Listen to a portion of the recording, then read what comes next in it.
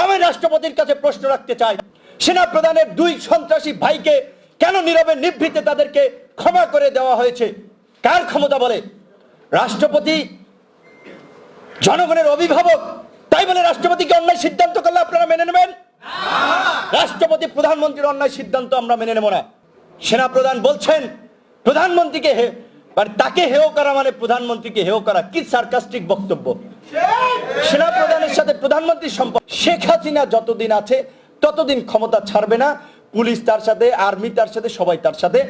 একজন ব্যক্তির কারণে কখনোই পুরো ডিপার্টমেন্ট, পুরো বাহিনীর সুনাম হানি ঘটতে পারে না। সেই জায়গা থেকে আমরা স্পষ্ট আহ্বান জানাবো, বাংলাদেশের সেনা প্রধানকে নিয়ে যে ধরনের ডকুমেন্টারিতে যে ধরনের তথ্যগুলো উঠে এসেছে স্পষ্টভাবে তার অনেক সত্যতা রয়েছে। কাজী সরকারের প্রতি আহ্বান জানাবো, অভিযুক্ত ব্যক্তিদের যাদের বিরুদ্ধে অভিযোগ আনা হয়েছে আল জাজিরার ডকুমেন্টারিতে, যার ন্যূনতম ভিত্তি রয়েছে, তাদেরকে পদ থেকে অপসারণ করুন। আমরা বাংলাদেশের যে ক্ষমতার কেন্দ্রবিন্দুতে থেকে মাফিয়ারা যে বাংলাদেশকে নিয়ন্ত্রণ করছে সেটি আন্তর্জাতিক একটি গণমাধ্যমে দেখেছি। একটা নাটক দেখেন, মানে হচ্ছে কি, গল্পটা দেখেন, শুরুর দিকে কারো বুকের পাটা ছিল না, এইটার প্রত্যুত্তর দেওয়া। জেনারেল ভাবে বিবৃতি দিয়েছেন যে এটি সরকার বিরোধী ষড়যন্ত্র, দুষ্কৃতিকারীদের চক্রান্ত, সরকারকে হেয় প্রতিপন্ন করার জন্য এই সমস্ত বোগাস বক্তব্য দিয়েছেন। কিন্তু কয়েকদিন পরে যখন সাধারণ মানুষ এটি নিয়ে মুখ খুলেছে তখন তারা ব্যাখ্যা দেওয়া শুরু করছে যে আগের ব্যাখ্যা যা দিয়েছিল সেটি তো পাবলিক খাচ্ছে না, সুতরাং এখন কিভাবে আর একটু গুড় মিষ্টি ভালোভাবে ব্যাখ্যাটা দেওয়া যায়। এখন আবার বলছেন আল জাজিরার বিরুদ্ধে মামলা করবেন, রাষ্ট্রদ্রোহীর মামলা হয়েছে, হাইকোর্টের আপনার এই কন্টেন্ট অপসারণের জন্য রিট হয়েছে, নানান তেলেস্মতি কাণ্ড। কিন্তু বাংলাদেশের মানুষকে কি আপনাদের দলের নেতাকর্মীদের মতো বোকা ভাবছেন যে তারা কিছু বুঝছে না? রাখালদা সহ, আসিফ নজরুল স্যার সহ অনেকেই বলেছেন যে বিশ্ববিদ্যালয়গুলো, এবং সর্বশেষ আমাদের ঢাকা বিশ্ববিদ্যালয়ের আবু বিল্লাহ আরিফ স্যার যেটা বলেছেন যে যারা সরকারের ভালো লেজুর ভিত্তি করতে পারে, স্লোগান দিতে পারে, দল কানাভাবে সরকারের প্রশংসা করতে পারে, তাদের কি বিশ্ববিদ্যালয়ের ভাইস চ্যান্সেলর নিয়োগ দেওয়া হচ্ছে, তাদের কি বিশ্ববিদ্যালয়ের প্রক্টর নিয়োগ দেওয়া হচ্ছে, তাদের কি হলের প্রবেশ দেওয়া হচ্ছে। সেই জায়গা থেকে আমরা বলতে চাই যে শিক্ষা প্রতিষ্ঠানগুলোতে সংকীর্ণ রাজনৈতিক বিকাশ ঘটানো যাবে না, শিক্ষা প্রতিষ্ঠানগুলোতে রাজনৈতিক প্রভাব বিস্তার করা যাবে না। এবং ঢাকা বিশ্ববিদ্যালয়, রাজশাহী বিশ্ববিদ্যালয়, জাহাঙ্গীরনগর বিশ্ববিদ্যালয়, চট্টগ্রাম বিশ্ববিদ্যালয়ের মতো যে চট্টগ্রাম বিশ্ববিদ্যালয় না, বুয়েটের যে এরকম যে চারটি প্রতিষ্ঠান যাদেরকে বঙ্গবন্ধু শেখ মুজিবুর রহমান স্বায়ত্তশাসন দিয়েছিল, আজকে সমস্ত বিশ্ববিদ্যালয়গুলোকে স্বায়ত্তশাসন দিতে হবে। শিক্ষকদেরকে তাদের কণ্ঠ ছেড়ে জাতির জন্য তাদেরকেও কাজ করার সুযোগ দিতে হবে। যেটা আমাদের আরিফ স্যার বলেছেন যে আজকে শিক্ষকরাও অনেকাংশে হাত পা বাঁধা। সরকারের বিরুদ্ধে একটা লাইন লিখে তথাকথিত ডিজিটাল নিরাপত্তা আইনে তাদেরকে জেলে যেতে হয়। এবং কি নির্লজ্জ প্রশাসন, এবং কি অপদার্থ অযোগ্য প্রশাসন, তারা বিশ্ববিদ্যালয়ের শিক্ষকদেরকে বহিষ্কারের সিদ্ধান্ত। আপনারা দেখেছেন কিছুদিন আগে খুলনা বিশ্ববিদ্যালয়ের তিনজন শিক্ষককে অব্যাহতি দেওয়া হয়েছে। তাদের অভিযোগ ছিল যে তারা ছাত্র আন্দোলনে সমর্থন দিয়েছে। সেই ছাত্র আন্দোলনের দাবিগুলো শিক্ষকরা মেনে নিয়েছিল ওই সময়, কিংবা ছাত্রদের যে দাবি ছিল আবাসন সংকট সমাধান, একাডেমিক বিল্ডিং অগ্রাধিকার ভিত্তিতে নির্মাণ, এবং প্রয়োজনে যেসব জায়গা অতিরিক্ত ফি নেওয়া হচ্ছে সেগুলোর সংশোধন, এরকম খুবই গুরুত্বপূর্ণ ইস্যু। সেই আন্দোলনের কারণে দুজন ছাত্রকেও প্রথমে বহিষ্কার করার তারা সিদ্ধান্ত নিয়েছিল, তারপরে সেখান থেকে যদিও ছাত্রদের আন্দোলনের মুখে চাপে সরে এসেছে। এবং আজকে এখানে বসে আছেন জগন্নাথ বিশ্ববিদ্যালয়ের ইংরেজি বিভাগের সাবেক চেয়ারম্যান নাসির উদ্দিন আহমেদ স্যার, যাকে অনেকেই আপনার বলেছে যে ছাত্র বন্ধু হিসেবে আখ্যায়িত করেছে। আমরা দেখেছিলাম যে যখন ছাত্রদের উপরে হামলা চালাচ্ছে, ছাত্রলীগের গুন্ডারা তাদেরকে ব্যানার কেড়ে নিতে এসেছে, সেই সময় কিন্তু নাসির স্যার ছাত্রদের সামনে ঢাল হয়ে দাঁড়িয়েছিলেন। সেই স্যারকে বহিষ্কার করেছে কে? জগন্নাথের ভিসি মিজানুর রহমান। মিজানুর রহমান একজন ভিসি টকশো করে, আমি আজকে কথাগুলো খুব কড়া ভাষায় বলি, সাংবাদিকরা কিংবা আমাদের মিডিয়ার ভাইরা কাদেরকে টকশোতে নেন? আজকে শাহেদদের মতো বিশ্ব বাটপার, যারা বাংলাদেশকে বিশ্ব দরবারে মাথা নিচু করে, যারা বাংলাদেশকে প্রতারক হিসেবে তুলে ধরে ভুয়া করোনার সার্টিফিকেট দিয়ে। মিজানুর রহমান স্যার তিনি বিশিষ্ট শিক্ষাবিদ হিসেবে টকশোতে বক্তব্য দেন, আর তিনি যুবলীগের চেয়ারম্যান হতে চান। যুবলীগ এমন তার কাছে একটা গুরুত্বপূর্ণ সংগঠন হয়েছে যে যুবলীগের ক্যাসিনো কাণ্ডের কারণে, চাঁদাবাজির কারণে, টেন্ডারবাজির কারণে যুবলীগের চেয়ারম্যান সহ এক্সিকিউটিভ কমিটির বড় একটা অংশকে সরে যেতে হয়। তিনি সেই যুবলীগের চেয়ারম্যান হতে চান, কারণ তিনি হয়তো মনে করছেন যে বিশ্ববিদ্যালয়ের টাকা পয়সা ওইভাবে পাওয়া যায় না, যুবলীগ হলে একটু ভালোভাবে টাকা পয়সা হয়তো কামান যাবে। তো তারা স্বাভাবিকভাবেই যারা ছাত্র বান্ধব শিক্ষক তাদেরকে মেনে নিতে পারে না। নাসির স্যারকে অন্যায়ভাবে বহিষ্কার করা হয়েছিল, প্রত্যাহার করা হয়েছিল। এবং আমি জগন্নাথ বিশ্ববিদ্যালয়ের ছাত্র ভাই বন্ধুদের কাছে একটা বিনীত অনুরোধ করতে চাই, আপনারা যে সময় একটা ফেসবুক গ্রুপ খুলেছিলেন স্ট্যান্ড ফর নাসির স্যার, সেই গ্রুপে প্রায় 40,000-এর মতো অনলাইনে ছাত্ররা যুক্ত হয়েছে। সেখানে নাসির স্যারের সেই ছাত্র যখন আন্দোলন করছিল, চাপের মুখে জগন্নাথ বিশ্ববিদ্যালয়ের ভিসি সহ একাডেমিক প্যানেল বলেছিল তাকে আপনার চাকরি ফিরিয়ে দেওয়া হবে। কিন্তু আপনারা দেখেছেন যখন ছাত্র আন্দোলন থেমে গিয়েছে তখন তার সাথে কি অন্যায়টা করা হয়েছে। আমরা পরে প্রেস ক্লাবে প্রতিবাদ জানিয়েছি, কিন্তু জগন্নাথ বিশ্ববিদ্যালয়ের ছাত্রদেরকে বলবো, এরকম শিক্ষকদের পাশে যদি আমরা প্রতিষ্ঠান থেকে প্রতিরোধ করে না তুলি, তাদের পাশে না দাঁড়াই, তাহলে অন্যান্য বিশ্ববিদ্যালয়ের শিক্ষকরাও আমাদের দিকে এগিয়ে আসবে না। কাজী জগন্নাথ বিশ্ববিদ্যালয়ের ভিসি মিজানুর রহমান স্যারকে বলতে চাই, অচিরেই নাসির স্যারের যদি আদালতে প্রক্রিয়াধীন রয়েছে, কিন্তু আপনারা যে অন্যায় করেছেন তার কাছে ক্ষমা চেয়ে তাকে স্বপদে বহাল করবেন। অন্যথায় আজকে এখানে জগন্নাথ বিশ্ববিদ্যালয় আমাদের ছাত্র অধিকার পরিষদের নেতাকর্মীরা আছে, আমরা আপনারা যেভাবে স্ট্যান্ড ফর নাসির স্যার বলে সেই সময় প্রতিবাদ করেছিলেন, আপনারা সেই প্রতিবাদের ডাক দিবেন। আমরা সমস্ত শিক্ষা প্রতিষ্ঠান থেকে আমাদের যে সামর্থ্য আছে আমরা তার শপথে বলার জন্য আমরা এগিয়ে দেবো।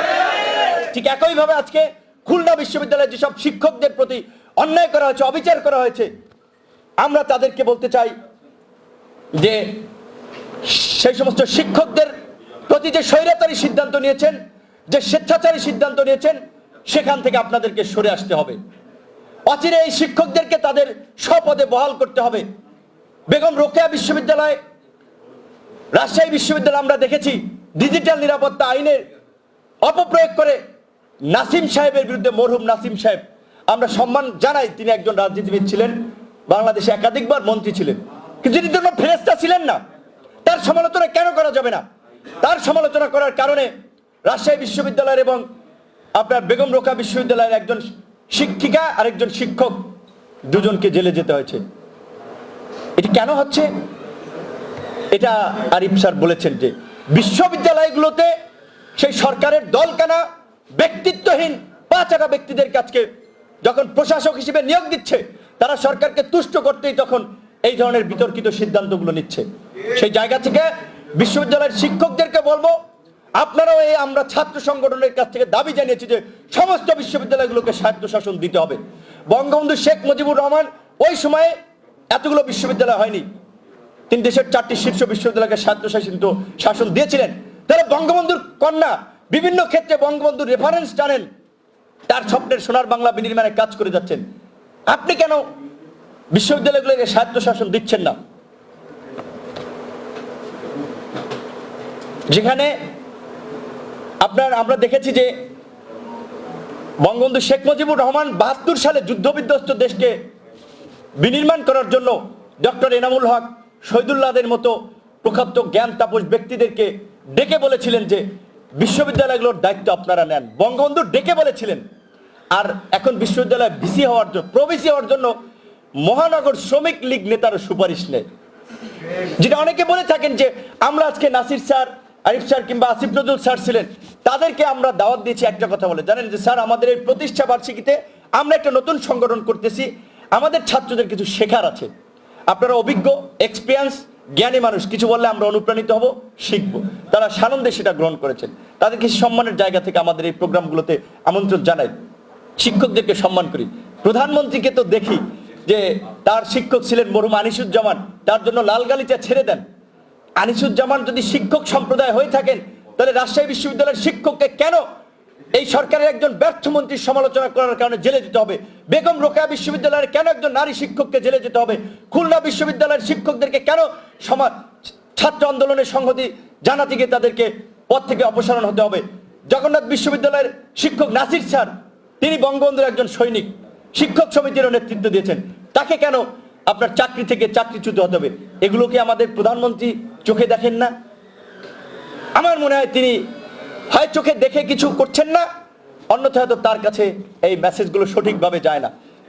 যেমনটি আমরা বাংলাদেশের যে ক্ষমতার কেন্দ্রবিন্দুতে থেকে মাফিয়ারা যে বাংলাদেশকে নিয়ন্ত্রণ করছে, সেটি আন্তর্জাতিক একটি গণমাধ্যমে দেখেছি।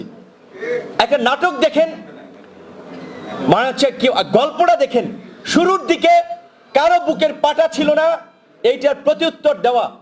জেনারেল ভাবে বিবৃতি দিয়েছেন যে এটি সরকার বিরোধী ষড়যন্ত্র, দুষ্কৃতিকারীদের চক্রান্ত, সরকারকে হেয় প্রতিপন্ন করার জন্য এই সমস্ত বোগাস বক্তব্য দিয়েছেন। কিন্তু কয়েকদিন পরে যখন সাধারণ মানুষ এটি নিয়ে মুখ খুলেছে, তখন তারা ব্যাখ্যা দেওয়া শুরু করছে যে আগের ব্যাখ্যা যা দিয়েছিল সেটি তো পাবলিক খাচ্ছে না, সুতরাং এখন কিভাবে আর একটু গুড় মিষ্টি ভালোভাবে ব্যাখ্যাটা দেওয়া যায়। এখন আবার বলছেন আল জাজিরার বিরুদ্ধে মামলা করবেন, রাষ্ট্রদ্রোহীর মামলা হয়েছে, হাইকোর্টের আপনার এই কন্টেন্ট অপসারণের জন্য রিট হয়েছে, নানান তেলেস্মতি কাণ্ড। কিন্তু বাংলাদেশের মানুষকে কি আপনাদের দলের নেতাকর্মীদের মতো বোকা ভাবছেন যে তারা কিছু বুঝছে না? কি হচ্ছে দেশে আমরা কি চোখে দেখতেছি না? সেনা প্রধানের ভাইকে মৃত্যুদণ্ডপ্রাপ্ত আসামি, তাকে কেন সেনা প্রধান হওয়ার আগে ক্ষমা করা হয়েছে? সেনা প্রধানের 2 সন্ত্রাসী ভাইকে কেন নীরবে নিভৃতে তাদেরকে ক্ষমা করে দেওয়া হয়েছে? কার ক্ষমতা বলে? রাষ্ট্রপতি জনগণের অভিভাবক, তাই বলে রাষ্ট্রপতিকে অন্যায় সিদ্ধান্ত করলে আপনারা মেনে নেবেন? রাষ্ট্রপতি প্রধানমন্ত্রীর অন্যায় সিদ্ধান্ত আমরা মেনে নেব না। যেখানে সেখানে কিভাবে রাষ্ট্রপতি এইভাবে গুরুতর অপরাধে অভিযুক্ত একটি চিহ্নিত সন্ত্রাসী পরিবারের সদস্যদেরকে তিনি ক্ষমা করলেন? আমি রাষ্ট্রপতির কাছে প্রশ্ন রাখতে চাই। কথা অনেকে বলছেন না, কেউ বলছেন যে মামলা খাবেন, গুম হয়ে যাবেন, খুন হয়ে যাবেন, কারণ এটা আর্মি একটা বাহিনীর বিরুদ্ধে জড়িত, মুখ খোলা যাবে না। আমরা তো মনে করি যে আমরা যে কথাগুলো বলছি সেনাবাহিনীর মর্যাদাকে সমুন্নত রাখার জন্য, তাদের মর্যাদাকে বিশ্ব দরবারে উজ্জ্বল করার জন্য, একজন ব্যক্তির কারণে কখনোই পুরো ডিপার্টমেন্ট, পুরো বাহিনীর সুনাম হানি ঘটতে পারে না। সেই জায়গা থেকে আমরা স্পষ্ট আহ্বান জানাবো, বাংলাদেশের সেনা প্রধানকে নিয়ে যে ধরনের ডকুমেন্টারিতে যে ধরনের তথ্যগুলো উঠে এসেছে, স্পষ্টভাবে তার অনেক সত্যতা রয়েছে। দয়া করে তাকে শপথে রেখে সেনাবাহিনীকে কলঙ্কিত করবেন না। সেনা প্রধান বলছেন প্রধানমন্ত্রীকে তাকে হেয় করা মানে প্রধানমন্ত্রীকে হেয় করা, কি সার্কাস্টিক বক্তব্য! সেনা প্রধানের সাথে প্রধানমন্ত্রীর সম্পর্কটা কি? সেনা প্রধান জনগণের চাকর, জনগণের সেবক, এদেশের সংবিধান, নাগরিক অধিকারকে সমুন্নত করার জন্য, রক্ষা করার জন্য, মানুষের মূল্যবোধকে রক্ষা করার জন্য তিনি শপথ নিয়েছেন। তার চাকরি রিটায়ার্ডের আগ পর্যন্ত। প্রধানমন্ত্রী তো বর্তমানে একটা অগণতান্ত্রিক প্রক্রিয়ায় ক্ষমতায় আছেন, জনগণ যে কোনো সময় জেগে উঠলে ঠুস। আর প্রধানমন্ত্রী এই অনির্বাচিত সরকারের প্রধানমন্ত্রী, অগণতান্ত্রিক সরকারের প্রধানমন্ত্রীর সাথে তো সেনা প্রধানের সম্পর্ক জড়িত না। তারপর ধরে নিলাম প্রধানমন্ত্রী রাষ্ট্রের সর্বোচ্চ নির্বাহী প্রধান, তার সাথে সেনা প্রধানের কাজকর্মের বিভিন্ন একটা ব্যালেন্স থাকবে, কিন্তু তাই বলে সেনা প্রধান পচে গেলে প্রধানমন্ত্রীও পচে যাবে, এটা কোনো কথা? কি ব্যাখ্যা দিচ্ছেন এগুলো? কাজে সরকারের প্রতি আহ্বান জানাবো, অভিযুক্ত ব্যক্তিদের, যাদের বিরুদ্ধে অভিযোগ আনা হয়েছে, আল জাজিরার ডকুমেন্টারিতে যার ন্যূনতম ভিত্তি রয়েছে, তাদেরকে পদ থেকে অপসারণ করুন। তাদেরকে পদ থেকে অপসারণ করে বাংলাদেশ বিশ্ব দরবারে একটা মেসেজ দেন যে যেভাবে জাতিসংঘ সহ আপনার বিভিন্ন আন্তর্জাতিক গণমাধ্যমগুলো বলছে যে বাংলাদেশের হাই অফিসিয়ালস, গভর্নমেন্ট হাই অফিসিয়ালরা করাপ্টেড, মানবাধিকার লঙ্ঘন করছে, গুম খুন হত্যার সাথে জড়িত, সেটার একটা প্রতি উত্তর দেন তা অভিযুক্তদের বিরুদ্ধে ব্যবস্থা নিয়ে।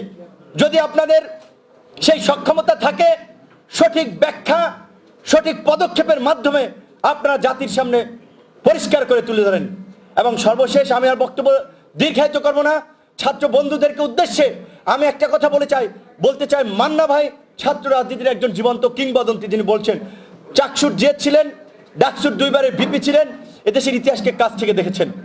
এরাও দেখেছেন, যারা আমাদের সম্মানিত আলোচক হিসেবে আছেন, তিনি বলেছেন যে এই দেশের জাতীয় সংকট কখনোই জাতীয় নেতৃবৃন্দকে দিয়ে কিন্তু উত্তরণ ঘটেনি। যখনই জাতীয় যে কোনো সংকট হয়েছে, সেটা সেই 52 ভাষা আন্দোলন থেকে 62 শিক্ষা আন্দোলন, 69 গণ অভ্যুত্থান, 71 মুক্তিযুদ্ধ, এমন 90 স্বৈরাচার বিরোধী আন্দোলন, প্রত্যেকটা সময় ছাত্র সমাজ কিন্তু অগ্রণী ভূমিকা পালন করেছে। কারণ ছাত্রদের চাওয়া পাওয়ার কোনো হিসাব নাই। তারা চিন্তা করছে যে তাদের যে তারুণ্য, সেই তারুণ্যকে দেশের জন্য কাজে লাগাতে হবে, সমাজ পরিবর্তনের জন্য কাজে লাগবে। শুধু এটা বাংলাদেশের ইতিহাস নয়, আপনি পার্শ্ববর্তী দেশ ভারতের দিকে তাকান। সেই আপনার বিতর্কিত নাগরিকত্ব পুঞ্জি আইন, সিএ, এনআরসি থেকে শুরু করে সেই শাহিনবাগের আন্দোলন, ছাত্ররাই সেখানে নেতৃত্ব দিয়েছে। কিংবা আজকের কৃষক আন্দোলন, ছাত্র সংগঠনগুলো তাদেরকে আপনার সহযোগিতা করছে। কিংবা তার আগে হংকংয়ের যে আপনার আইন বাতিলের আন্দোলন, আমেরিকাতে যে ব্ল্যাক লাইভস ম্যাটার আন্দোলন, সারা বিশ্বের সমস্ত গণতান্ত্রিক আন্দোলন, গণমানুষের জন্য যে আন্দোলনগুলো হয়েছে, সেই সমস্ত আন্দোলনগুলোতে ছাত্র, যুবক, তরুণরাই সবসময় অগ্রভাগে ছিল। কাজে আজকে বাংলাদেশের যে সংকট, শুধুমাত্র ছাত্র রাজনীতির সংকট নিয়ে আলোচনা করলে তার কোনো সমাধান হবে না। আসলে এই মুহূর্তে দেশে দীর্ঘদিন ধরেই জাতীয় নির্বাচনই হচ্ছে না।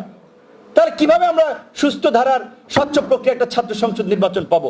আপনারা দেখেছেন একটা ডাকসু নির্বাচন হয়েছে, যেটা রাখালদা বলেছিলেন, সেই নির্বাচনকেও সরকার স্বচ্ছ করার সৎ সাহস দেখাতে পারেনি। সেই নির্বাচনকেও নানানভাবে ম্যানিপুলেট করেছে ছাত্র সংগঠনের ভোট কাউন্ট করতে। যেখানে 2 থেকে 3 ঘন্টা, 4 ঘন্টা, 5 ঘন্টা লাগার কথা, সেখানে 2টায় ভোট শেষ করেও ভোর রাত্রে রেজাল্ট দিয়েছে। আপনারা অনেকে বলতে পারেন, ভাই আপনি তো ভিপি ছিলেন, আমি যদি বর্জন করতাম কি হতো? আন্দোলন গড়ে উঠতো? জাতীয় 2টি নির্বাচন হয়নি। কোথায় আন্দোলন গড়ে উঠেছে? সেখানে মান্না ভাই যেটা বলেছেন এটা ঠিক। অনেকে ধরে নিয়েছেন যে শেখ হাসিনা যতদিন আছে ততদিন ক্ষমতা ছাড়বে না, পুলিশ তার সাথে, আর্মি তার সাথে, সবাই তার সাথে, হুদাহুদি লাফালাফি করে লাভ নেই। কিন্তু মান্না ভাই বলেছেন যে আপনার হাতি বড় হলেই কিন্তু বনের রাজা হয় না। আজকে মনে করতেছেন পুলিশ, আর্মি, অমুক তমক, তাদের সাথে দুর্বৃত্ত, মাফিয়ারা ব্যতীত কেউ নাই। আপনার কি মনে হয় পুলিশ কিংবা প্রশাসনের সব মাফিয়াদের লোক? কখনোই না। বড় একটা অংশ দেশপ্রেমিক মানুষ, তারা চায় দেশটা শান্তিপূর্ণভাবে চলুক, দেশ স্বাভাবিক প্রক্রিয়ায় চলুক। কিন্তু আপনারা যদি 90-এর গণ আন্দোলন পর্যবেক্ষণ করেন, কখন জেনারেল নুরুদ্দিন সাহেবরা এরশাদকে ডিনাই করেছেন? যখন তারা দেখেছেন রাজপথে জনগণের স্বতঃস্ফূর্ত উপস্থিতি, আন্দোলনের ছাত্র, পুলিশ, জনগণ ত্রিমুখী সংঘর্ষ বিভিন্ন বাহিনীর সাথে, তখন তারা বলেছেন এই অবস্থা চলতে দেওয়া যায় না, জনগণ রাজপথে নেমে এসেছে। তখন যখন এরশাদ সাহেব তাদেরকে বলেছিলেন যে আর্মি ডিপ্লয় করতে, তারা ডিনাই করেছেন যে আমরা পারবো না, আপনি পুলিশকে বলেন। পুলিশ বলেছে আমরাও পারবো না, আমরা জনগণের সাথে। তো আজকে এই অবৈধ ভোটারবিহীন সরকার যেভাবে গর্বের সাথে বলছে যে আমরা বিনা ভোটে নির্বাচিত হলে তো জনগণ ভোট না দেওয়ার আক্ষেপ থেকে রাস্তায় নামতো, কই রাস্তায় তো জনগণ নামছে না। তাদের কথা তো ঠিক, আপনারা আমরা কই ওইভাবে তো নামছি না, নামছি বিভিন্ন সংগঠন থেকেই, সংগঠনের কতিপয় লোকজন। ভোটাধিকার থেকে বঞ্চিত শুধু আমরা হই নাই, সমগ্র জাতি হয়েছে। সুতরাং আজকের যদি এই ভোটাধিকার ফিরিয়ে আনতে চাই, বাংলাদেশকে যদি গণতান্ত্রিক ধারায় ফিরিয়ে আনতে চাই, মুক্তিযুদ্ধের আকাঙ্ক্ষায় যদি বাংলাদেশকে গড়তে চাই, তাহলে অবশ্যই যার যার জায়গা থেকে আমাদেরকে আন্দোলনে নেমে আসতে হবে। এবং আমরা মনে করি সেই আন্দোলনের প্রেক্ষাপট এখন দেশে বিদ্যমান, যে কোনো সময় সেই আন্দোলন শুরু হবে। সেই আন্দোলনে কে নেতৃত্ব দিচ্ছে, কে ডাক দিচ্ছে, সেটা আমাদের কাছে মুখ্য বিষয় না। আপনাদেরকে বলবো, আজকে এই অডিটোরিয়ামে যারা শুনছেন, তার চেয়ে আমি জানি লাখ লাখ মানুষ অনলাইনে আমাদেরকে দেখছেন, শুনছেন, তাদের প্রতি আমাদের আহ্বানটা হচ্ছে যে আজকে জাতির প্রয়োজনে, দেশের প্রয়োজনে, দেশের সংকটে যার যার জায়গা থেকে আমাদেরকে ঐক্যবদ্ধ হতে হবে। প্রত্যেকদিন মিছিল মিটিং আপনাদেরকে নামতে হবে না।